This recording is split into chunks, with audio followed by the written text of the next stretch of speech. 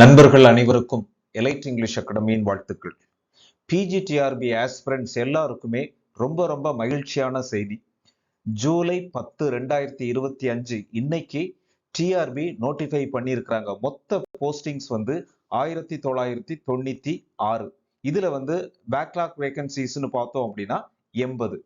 So நாங்க English கிளாஸஸ்க்கு specialise பண்ணியிருந்தா கூட இந்த வீடியோவில் கொடுக்கக்கூடிய எல்லா இன்ஃபர்மேஷனும் எல்லா சப்ஜெக்ட்ஸ்க்கும் யூஸ்ஃபுல்லாக இருக்கும். குறிப்பாக இதில் இம்பார்ட்டன்ட் டேட்ஸ் என்ன, ரிசர்வேஷன் என்ன, age limit, qualification, scheme of examination, main subject, minimum marks, scheme of selection, தமிழில் எவ்வளவு எடுக்கணும் அப்படிங்கிற எல்லா டீட்டெயிலும் இந்த நோட்டிஃபிகேஷன் பேஸ் பண்ணி நம்ம டிஸ்கஸ் பண்ணியிருக்கிறோம். ஸ்கிப் பண்ணாமல் பாருங்க. பிஜிடிஆர்பி ஆஸ்பிரண்ட்ஸ் உங்கள் ஃப்ரெண்ட்ஸ் இருந்தாங்க அப்படின்னா அவங்களுக்கும் இந்த வீடியோவை ஷேர் பண்ணுங்க. So first important dates. இப்போ இன்னைக்கு தான் நமக்கு நோட்டிஃபிகேஷன் வந்திருக்கு. 10/7/2025 date of commencement of applying through online. இன்னைக்கு பிற்பகல்ல இருந்தே அவங்க கொடுத்துட்டாங்க. லாஸ்ட் டேட் ஃபார் சப்மிஷன் கிட்டத்தட்ட ஒரு மாசம் கொடுக்குறாங்க, 12/8. ஸோ ஒரு மாசம் 2 நாள் கொடுக்குறாங்க. நீங்க அதை யூட்டிலைஸ் பண்ணிக்கலாம். அதுக்கப்புறம் அந்த டீட்டெயில்ஸ் எதுவும் எடிட் பண்ணணும் அப்படின்னா அதுக்கப்புறம் ஒரு 3 நாள் நமக்கு கொடுக்குறாங்க. Date of examination 28/9. இப்போ பார்த்தோம்னா 7வது மாசத்துல இருக்கும். ஸோ 8, 9 2 மாசம் 60 நாள் பிளஸ் ஒரு 10-15 நாள் இருக்குது. அப்போ கிட்டத்தட்ட ஒரு 75 நாள் நமக்கு இருக்குது. ஸோ அப்போ ஒரு 50 நாள் நம்ம பிளான் பண்ணி படித்தோம் அப்படின்னா இந்த எக்ஸாமை கிளியர் பண்ணி பிஜிடிஆர்பி ஒரு டீச்சரா கவர்மெண்ட் ஜாபுக்குள்ள என்டர் ஆயிடலாம்.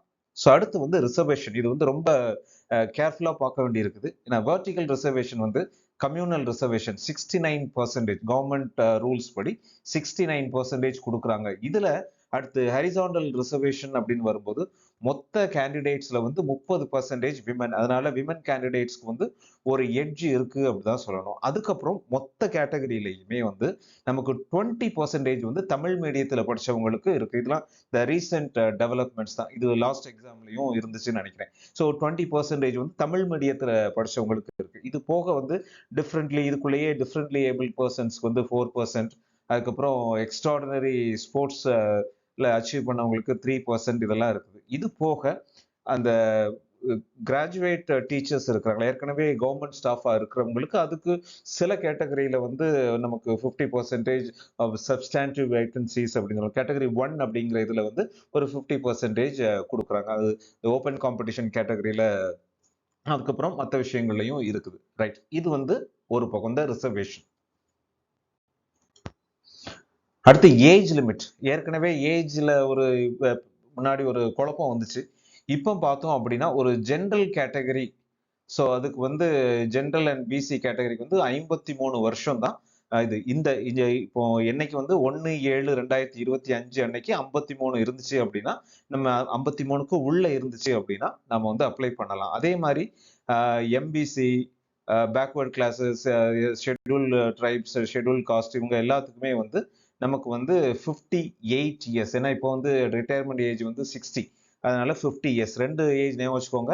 ஸோ ஜென்ரல் கேட்டகரி அதில் பிசியில் இருக்கிறவங்களுக்கு 53 வருஷமும், அதுக்கப்புறம் உள்ள மற்ற எல்லா கேட்டகரிக்கும் 58 வயசும் குவாலிஃபிகேஷன். என்ன டேட்லன்னா ஜூலை 1, 2025 அன்னைக்கு எந்த வயசு பூர்த்தி ஆகுதோ அவங்க தான் அதில் எலிஜிபிள். அடுத்து குவாலிஃபிகேஷன். ஸோ லாங்குவேஜ் சப்ஜெக்ட், அதுக்கப்புறம் மெயின் சப்ஜெக்ட் ரெண்டுக்குமே கிட்டத்தட்ட ஒன்று தான். பிஜியில் 50% இருக்கணும். ஸோ பிஎட்ல குவாலிஃபிகேஷன் இருக்கணும். ஸோ அதே மாதிரி ஒருவேளை 2002க்கு முன்னாடி பிஜி படிச்சிருந்தாங்க அப்படின்னா அவங்க 45% இருக்கலாம். இதுதான் லாங்குவேஜஸ்க்கும் சரி, மற்ற மெயின் சப்ஜெக்ட்ஸ்க்கும் மற்ற அகடமிக் சப்ஜெக்ட்ஸ்க்கும் சரி. இது போக யூஜிலையும் பிஜிலையும் சேம் சப்ஜெக்ட் தான். கிராஸ் மேஜர் கிடையாது. நல்லா ஞாபகம், கிராஸ் மேஜர் கிடையாது. இப்போ ஃபார் எக்ஸாம்பிள் இங்கிலீஷ் டீச்சர் அப்படின்னா யூஜிலையும் இங்கிலீஷ் படிச்சிருக்கணும், பிஜிலையும் இங்கிலீஷ் படிச்சிருக்கணும், அதுக்கப்புறம் பிஎட் படிச்சிருக்கணும். அதே மாதிரி இப்போ பிசிக்ஸ் அப்படின்னா physics, UG physics, PG physics, அப்புறம் பிஎட், இந்த மாதிரி சேம் குவாலிஃபிகேஷன் இருக்கணும் அப்படிங்கிறத நோட்டிஃபை பண்ணியிருக்கிறாங்க. அடுத்து ஸ்கீம் ஆஃப் எக்ஸாமினேஷன். பொதுவாக ஒரு ஸ்பெகுலேஷன் என்ன இருந்தது அப்படின்னா ஆன்லைன் எக்ஸாம் வைப்பாங்களோ அப்படிங்கிற மாதிரி இருந்துச்சு. ஆனால் ஆன்லைன் எக்ஸாம் கிடையாது, ஓஎம்ஆர் எக்ஸாமினேஷன் தான். ஸோ இப்போ பார்த்தோம் அப்படின்னா first Tamil eligibility test. Tamil eligibility டெஸ்ட்ல வந்து 50 மார்க்குக்கு டெஸ்ட் இருக்கும். நமக்கு 50 மார்க் டெஸ்ட்ல வந்து கொஸ்டின்ஸ் வந்து 30 இருக்கும். அந்த கொஸ்டின் வந்து பார்ட் ஏ பார்ட் பின்னு பிரிக்கிறாங்க. அந்த பார்ட் ஏல வந்து நமக்கு 50 மார்க் 30 கொஸ்டின் இருக்கும். ஸோ அதில் வந்து சிலபஸ் பார்த்தோம் அப்படின்னா கொடுத்துருக்காங்க, அந்த வெப்சைட்லேயே கொடுத்துருக்காங்க, அதை நீங்கள் டீட்டெயில்டாக பார்த்துக்கலாம். 10th ஸ்டாண்டர்ட் லெவலில் என்ன தமிழ் இருக்கோ, பொதுவாக கிராமர் அந்த மாதிரி தான் இருக்கும். அது வந்து இருங்க, இதில் வந்து 40% நம்ம எடுக்கணும். ஸோ 50 மார்க்ஸில் வந்து 40% அப்படின்னா 20 மார்க் எடுக்கணும். 20 மார்க் எடுத்தால் தான் நம்ம வந்து அடுத்த லெவலுக்கு போவோம். இதுதான் பார்ட் ஏ. ரைட். இப்போ வந்து மெயின் சப்ஜெக்ட்க்கு வருவோம். மெயின் சப்ஜெக்ட்ல வந்து பார்ட் ஏ வந்து நமக்கு ஏற்கனவே 50 மார்க்ஸ் முடிஞ்சு, அப்போ 200 மார்க் எக்ஸாம் வச்சுக்கோங்க, அது 30 மினிட்ஸ். ஸோ இது வந்து அடுத்து பார்த்தோம் அப்படின்னா மெயின் சப்ஜெக்ட் வந்து 110 மார்க்குக்கு கொஸ்டின், 110 கொஸ்டின், ஒரு கொஸ்டினுக்கு 1 மார்க் அப்படிங்கிற மாதிரி தான் கொடுத்துருக்காங்க. அடுத்து எஜுகேஷனல் முந்தி எஜுகேஷனல் சைக்காலஜின்னு கொடுத்துருப்பாங்க, எஜுகேஷனல் மெத்தடாலஜி, இதுவும் அதே தான். சிலபஸ் வந்து அப்டேட்டட் சிலபஸும் கொடுத்துருக்குறாங்க. ஜிகே 10, ஸோ 10 கொஸ்டின், அதுக்கும் வந்து சிலபஸ் டீட்டெயிலாக கொடுத்துருக்காங்க. டோட்டலா 150 மார்க். ஸோ இந்த ரெண்டையுமே வந்து நம்ம இப்போ இந்த சிலபஸ் எல்லாமே 23/10/2024 வந்து நமக்கு நோட்டிஃபை பண்ணியிருக்காங்க. நிறைய ஸ்மார்ட்டான பீப்புள் என்ன பண்ணாங்கன்னா, அப்பவே சரி கவர்மெண்ட் எப்போ வேணாலும் எக்ஸாம் நடத்திக்கிறட்டும் அப்படின்னு அப்பவே படிக்க ஆரம்பிச்சாங்க. இப்போ அதை படிக்க ஆரம்பிச்சவங்க கண்டிப்பா ஒரு ரவுண்டு முடிச்சிருந்தாங்கன்னா வெல் அண்ட் குட், இல்லைன்னா அட்லீஸ்ட் 50% ஆஃப் த சிலபஸ் அது அவங்க முடிச்சிருப்பாங்க. அவங்கெல்லாம் கண்டிப்பா இந்த ரேஸ்ல அஃபேர்டா இருப்பாங்க. இருந்தாலும் இப்போ ஆரம்பிச்சா கூட ஒரு 75 நாள் இருக்கு. நம்ம ஈஸியா வந்து நல்ல பிளான் பண்ணி படிச்சு இந்த எக்ஸாமை கிளியர் பண்ணி நம்ம ட்ரீம் ஜாபுக்கு போயிடலாம். ரைட். மினிமம் குவாலிஃபிகேஷன் மார்க்ஸ் இப்போ ஜென்ரல் கேட்டகரி அதெல்லாம் வரும், பிசி அதெல்லாம் வரும்போது 50% எடுக்கணும். ஆக்சுவலி இது வந்து ஒரு ஜென்ரலாக சொல்லியிருக்குது, ஏன்னா எப்பவுமே வந்து நல்ல ஹை மார்க் தான் எடுக்கிறாங்க, அதனால இது வராது. இருந்தாலும் அந்த ஒருவேளை ஏதாவது ஒரு கேட்டகரிக்குள்ள ஆட்கள் இல்லை அப்படின்ட்டு ரொம்ப குறைஞ்ச எடுத்தாலும் மினிமம்னு ஒன்று ஸ்டாண்டர்ட் ஃபிக்ஸ் பண்ணியிருக்காங்க. ஜென்ரல் கேட்டகரி அண்ட் பிசிக்கு வந்து 50% எடுக்கணும். நம்ம இப்போ 150 மார்க் அப்படின்னா 75 மார்க் இருந்தால் தான் குவாலிஃபைங் மார்க்கே. அதே மாதிரி எஸ்சி எஸ்சிஏ அந்த கேட்டகரியில் வந்து 45ம், எஸ்டி கேட்டகரிக்கு 40 அந்த பர்சன்டேஜும் எடுக்கணும். அப்போ இதுக்கு ஏத்தாப்புல நம்ம ஒன்றும் இல்லை, நம்ம மேக்சிமம்ல இருந்து எடுத்துட்டோம் அப்படின்னா நமக்கு ஈஸியா வந்து நம்ம கிளிக் ஆயிரும். அதே மாதிரி இந்த தமிழ் கொஸ்டின் பேப்பர் எதுல இருக்கும், லாங்குவேஜஸ்க்கு அந்தந்த லாங்குவேஜ்ல இருக்கும். ஸோ தமிழ், இங்கிலீஷ், மற்ற லாங்குவேஜஸ் இருக்குல்ல, அதுக்கு வந்து நமக்கு கண்டிப்பா அந்தந்த லாங்குவேஜ்ல மட்டும்தான் இருக்கும்.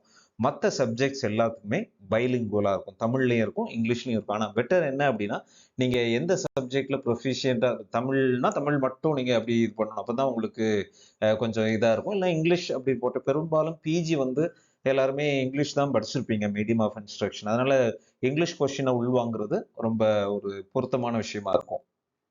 ரைட்.